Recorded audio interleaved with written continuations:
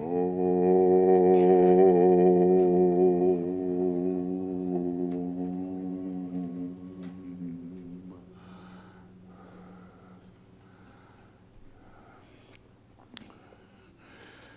morning, everyone. Welcome back. Did you sleep with brevity? Okay. This morning, I'm going to go through the names of the Ray Lord on the third ray. I figured we should get a foundation, and he tells us a few things about why it's so valuable. Just think about these seven spirits, as it were, before the throne of the planetary logos. Of course, the Kumaras can be called that too. The Buddhas of activity, the esoteric Kumaras, right?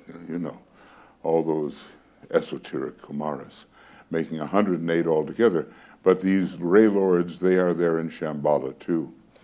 And they do represent the different planets, which are planetary Ray Lords. It's the new psychology, So it's a very, I'll just read this very briefly, this wonderful Masonic kind of statement about the third ray. And I know some of you know this and have read it. Let the warden of the South continue the building. Let him apply the force which will produce the shining living stone that fits into the temple's plan with right exactitude. Let him prepare the cornerstone and wisely place it in the north under the eye of God himself and subject to the balance of the triangle. Let the researcher of the past uncover the thought of God, hidden deep within the mind of the Kumaras of love, and thus let him lead the Agnishvatas waiting within the place of darkness into the place of light. Let the keeper of the sparks breathe with the breath divine upon the points of fire, and let him kindle to a blaze that which is hidden, that which is not seen, and so illumine all the spheres whereon God works. So this is beautiful, and it is subject to analysis which will reveal that the names of the Ray Lord, the third Ray Lord, many of them are hidden right in this old commentary section. I'm not going to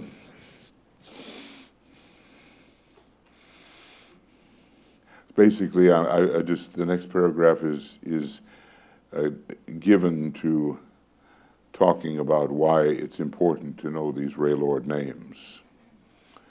The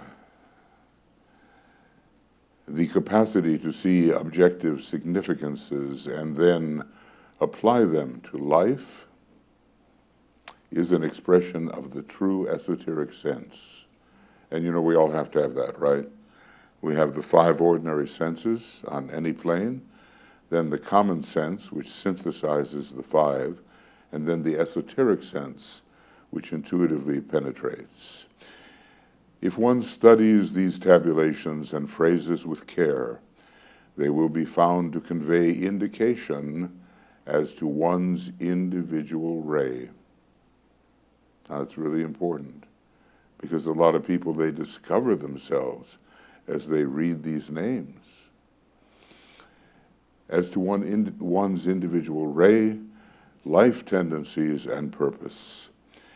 If the appeal of the various statements make anent a particular, or made anent a particular ray, evoke an intuitive understanding on the part of the student, so that he recognizes himself his ray energy and aspects of his latent and deeply desired spiritual nature, because they are very high, you know.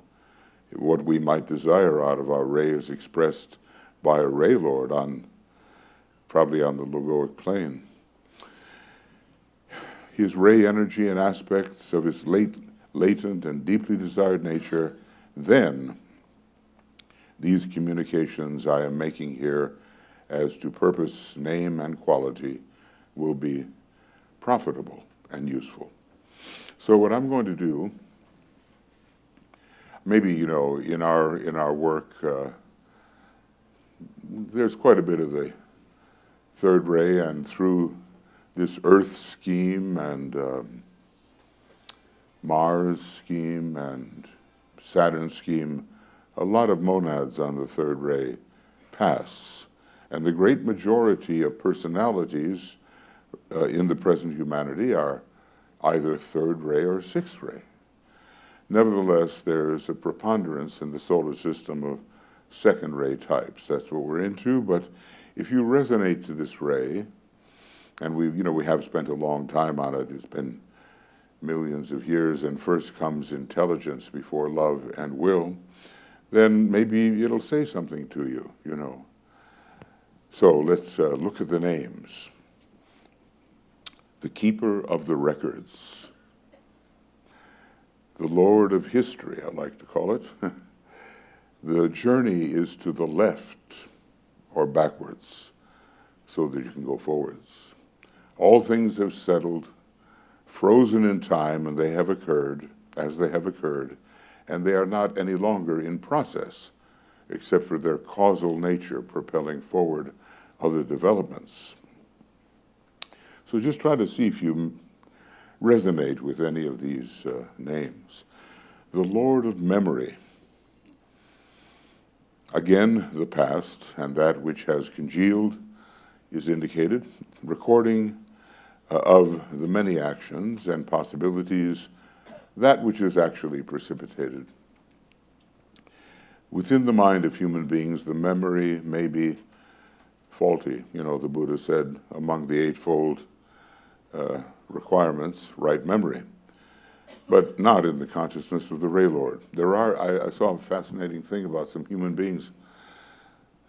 I don't know if they're blessed or they're cursed with the ability to remember everything on a particular day, no matter how long ago. You know, when they've been alive here, you just say, you know, February 2nd, 1962. Amazing, and it could get in the way. They say that when we had asylums, they were filled with people who just couldn't forget. Okay, so everything emerges, and it's really almost preternatural when you see that. It's just, how does that happen? Okay, the unifier of the lower four. The four rays of attribute, 4, 5, 6, 7, are subsumed by the third ray of aspect. The third ray presides to some degree over the 4th through 7th, just the way the Venetian master, Paul the Venetian, presides to some degree over the masters on the 4th through 7th rays. I say to some degree as there are other lines of connection. And of course, Master R, as the Mahachohan, presides over all that. So here we have the integration of the four, considered as the personality and its three vehicles, or the personality as the unifier. See, personality is a factor. As the unifier of the lower mind, the astral body, the etheric body, the dense physical body, that could be considered the four, or the four could be considered personality, mind, emotions, body. But anyway, the third ray unifies them and integrates them. It's a great integrative factor, this third ray. Another perspective focuses on the soul in the causal body, unifying, again, the etheric physical, the astral, the lower mental, and the personality as a whole. So you can count fours in various ways. If you've ever gone into the egoic low doesn't start counting different ways. Can come up as a 16, can come up as a 5, can come up as a 4. There are different ways of counting, and esoteric numerology is important. I thought you might like to hear some of the descriptions by the Tibetan of these Ray Lords in somewhat unusual capacity. Some of these things you're going to recognize, and others may seem a little strange or different. This one you'll recognize. The magical force of the 7th Logos is felt at the first initiation. Magical force. The aggressive fire of the 6th Logos is felt at the 2nd initiation. Aggressive fire. Sounds like Mars, doesn't it? The illuminating light of the 5th Logos is felt at the 3rd initiation. The harmonizing life of the 4th Logos is felt at the 4th initiation. They're ruled by rays 7654. And usually you switch to the first ray when you get to mastership, but not in this case. The blending power of the 3rd Logos is felt at the 5th initiation. So the 1st and the 5th, the first ray and the 3rd are both involved. Here's another one. The unifying heat of the 2nd Logos is felt at the 6th initiation. Well, sometimes it's considered ruled by the 3rd ray, sometimes by the 2nd, okay?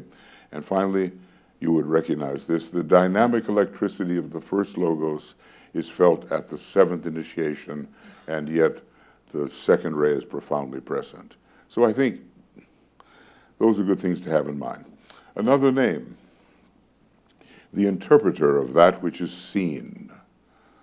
The interpreter. Right away, Mercury is the interpreter. Mercury has loads of 4th ray on the soul level, but if you think about it more deeply, its higher and lower significators are the 3rd ray.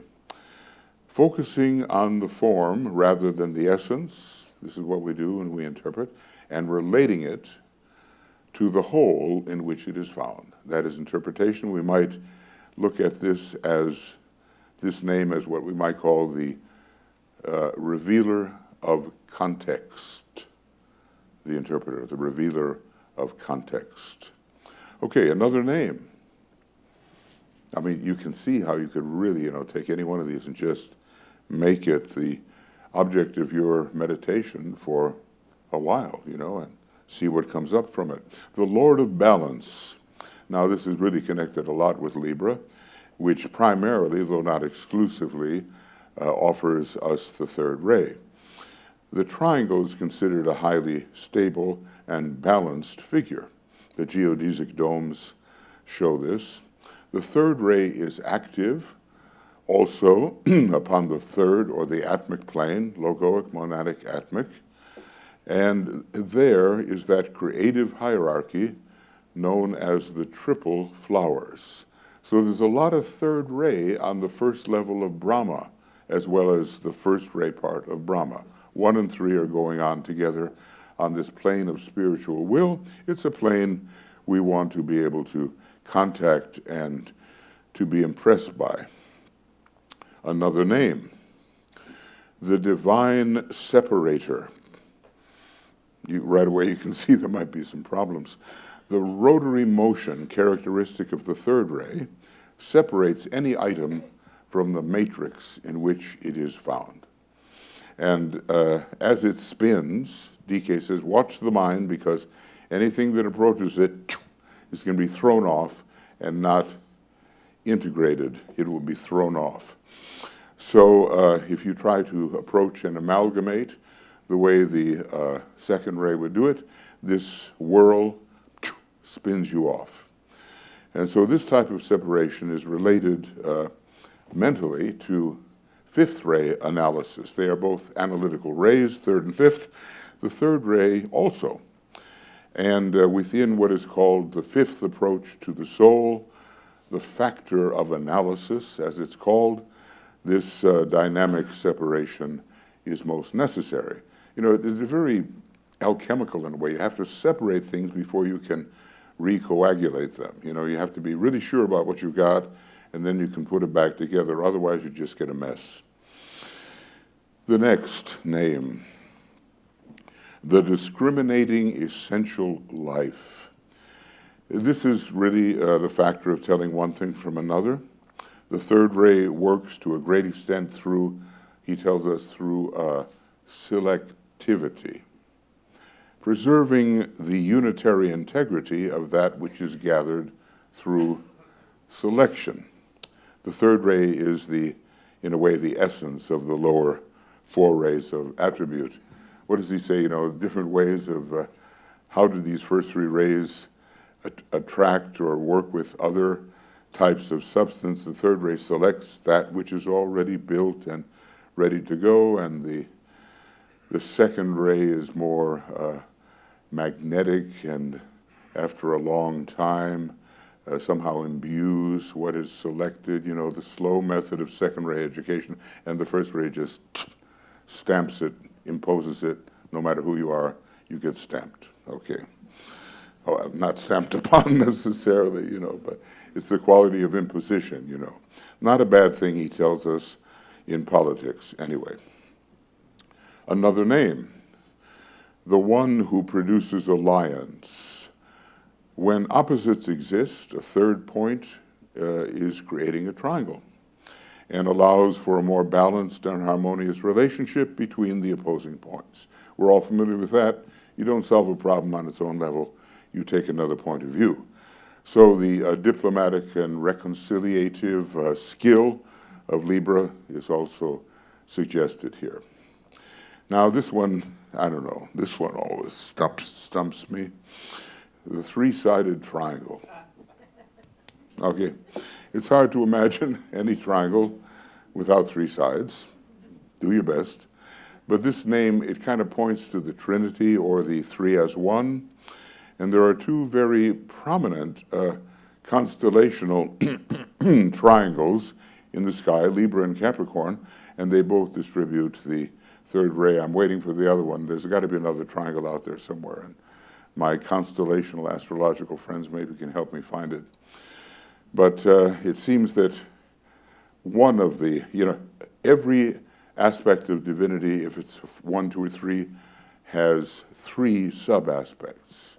So it's a 9.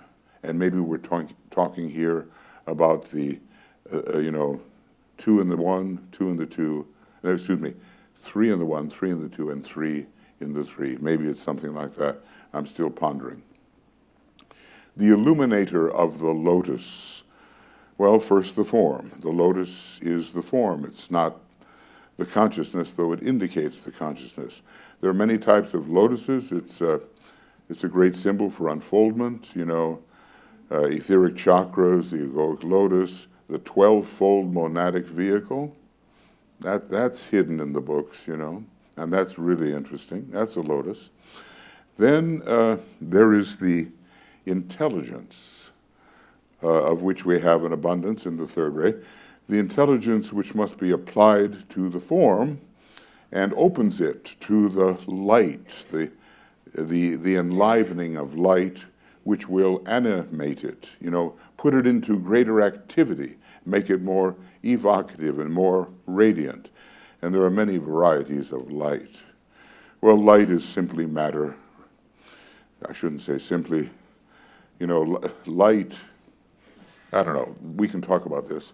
Light is self-observation, self-consciousness. We can talk about that. The third ray offers the light of distinction, and let us say the light of activation. The second ray offers the light of unity or the light of relationship.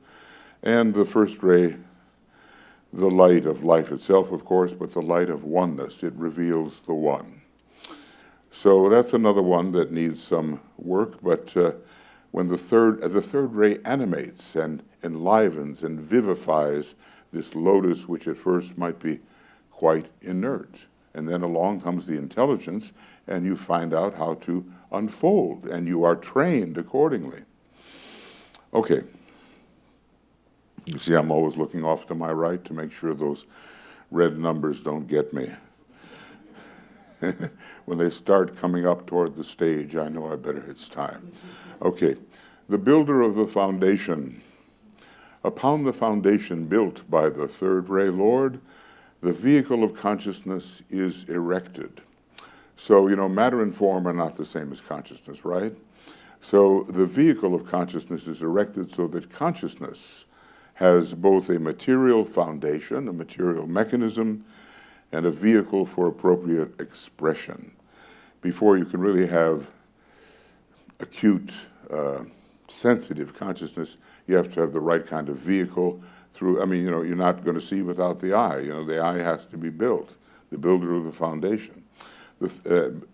All right, the second ray helps in that, but still, it has to be built. The third ray always works for a long time before the second ray can swing into its uniquely sensitive activity. When I look at the first three, in the Hall of Ignorance, when I look at the first three petals of the egoic lotus, it takes millions of years even to unfold the first two. The unfoldment of love is much faster, and the unfoldment of sacrifice is really fast.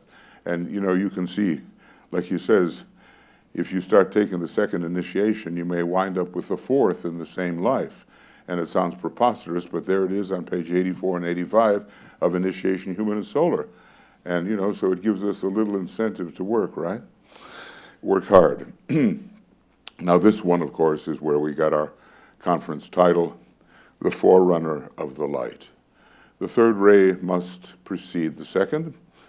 The foundation of the flower, the calyx, must precede and uphold the flower itself.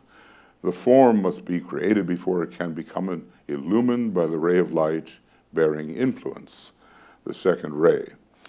And, John the Baptist is very excited about the light that's coming. And I guess we should be very excited about the hierarchical light that will now appear for the first time, really walking the earth since Middle Atlantean days. We'll have to ask Philip exactly when, but since it's not the end of Atlantis, they had to withdraw after the Great War, even though, maybe a little inconclusive. Sometimes you read that the Black Lodge really prevailed. Sometimes you read the White Lodge prevailed. But they had to withdraw and make people work for the mysteries. It wasn't just a gift anymore. So what was that one? Forerunner of the Light. And I guess if we weren't excited about what's coming, we wouldn't be working in the way we work. The one who veils and yet reveals. Well, the outer form within which the life and consciousness indwell veils these inner factors. The outer form veils. Color veils, form veils, matter veils, and yet in time, under Mercury and the higher third ray, the analytical intelligence of the third ray Lord removes the veil of form, which it has created initially in order to develop sequentially what must be developed, the foundation. So it removes the form. Intelligence removes the form and keeps it from being an obstacle, or at least it shows the way that the form does not have to be an obstacle. Have you ever considered your form as an obstacle? I know St. Paul did, didn't he? At a certain point in the evolutionary process, third ray intelligence works towards revelation, the one who veils and yet reveals. Okay. The dispenser of time. Like space, time is also a result of limited self-perception. I can get into that with you sometime if you want that. Maybe we'll wait till Friday and see what happens. If you think about it, I've just offered a rather radical proposition. Time is the result of limited self-perception. I tend to look at a psychological view of the whole universe. That's my particular angle on it, and fifth ray types would see it differently. The third ray is closely related to cyclic life and to the movement, whether outgoing, incoming, spherical, circular, ovoidal, all of which are involved in the nature of differing cycles, even as you can see with the, you can see that with the way, yeah, planetary cycles. They're not just spherical, circular. The ovoid is there. So according to the degree of division caused by the divine separator, or let's call it the perceiver of selected limitation, it's the name I'm making up, the perceiver of selected limitation, so will units of cyclic time be measured. Within our solar system, Saturn is both the Lord of time, Lord of liberation, and Lord of time. Then the Lord of space, another great name. Remember, time and space, in a certain mode, present to us the great illusion which must be overcome. So another way of saying this is that the third ray Lord is the Lord of extension. You know, back in philosophy in the days, 17th century and all that, they argued about extension. Is extension real? But I say extension is the result of self-perception, and I'll argue for that. Extension is a self-perception and not really real. That's what I'm saying. That which is not self-perceived by the universal logos does not exist in universe. He's not looking at something objective, he's looking at himself. It is looking at itself. And that's why things appear through self-perception. So those things don't exist in the universe, but they do exist beyond the universe. They must exist in the absolute infinitude. The universal mind. This name takes us to the cosmic mental plane, whither the Buddha did go for his sixth initiation. I mean, I don't mean he polarized there, but he certainly got the influx. This name takes us to the cosmic mental plane, which can be touched by the third ray monad at the sixth initiation, just as the Buddha did. At least that's one of his monadic rays. And we'll talk about whether we have two monadic rays or one monadic ray, or one of them being a subray. I think we do have two. The threefold wick, the etheric physical body, the astral body, and the lower mental body must become a burning ground, yielding translucency or even transparency before the soul can shine through the threefold form in a manner which reveals the soul's true nature. So we're going to burn, we burn, and we get rid of dross, and then the soul can really shine through. And when the soul, or the monad especially, he says it ignites the personality as if the sun were shining through a burning glass, like a magnifying glass. You've done that when you're a kid, there's a dry leaf and you hold it to the sun and really interesting stuff. Okay. The great architect of the universe, a beautiful name, the abstract mind, ruled generically by the third ray, demonstrates or manifests the basic archetypal geometry upon which the more concrete form is built. So my way of looking at this, I know we have some architects here, so we'll talk about it. The great architect erects, conceives in relationship that which the great geometrician, the second ray Lord, conceives archetypally. So they work together. The great geometrician, the grand geometrician, works first, and then the great architect sees the way to carry it out. It's like a relationship between intuition and the abstract mind. So those are the names that he gives us. And if we study these, he says, it will become apparent how potent and influential in our day and time is this particular ray life, the great third ray Lord, and how his energies, having produced the tangible, objective worlds, okay, lower 18 to 21 subplanes, are turned to the manifestation of our modern civilization. This Aryan race was brought up by Philip. It partially is ruled by the third ray. With its material emphasis, its search as to the nature of time and space, and that mental unfoldment which is the glory and the destiny of our particular race to demonstrate. Now that's half of my lecture. All right. But I did have the prescience to understand that the second half would have to wait. I realized that this morning. All right, I beat the clock again. Thank you. Let's think of the names of the third ray Lord, repeat them, get a foundation out of them. Okay.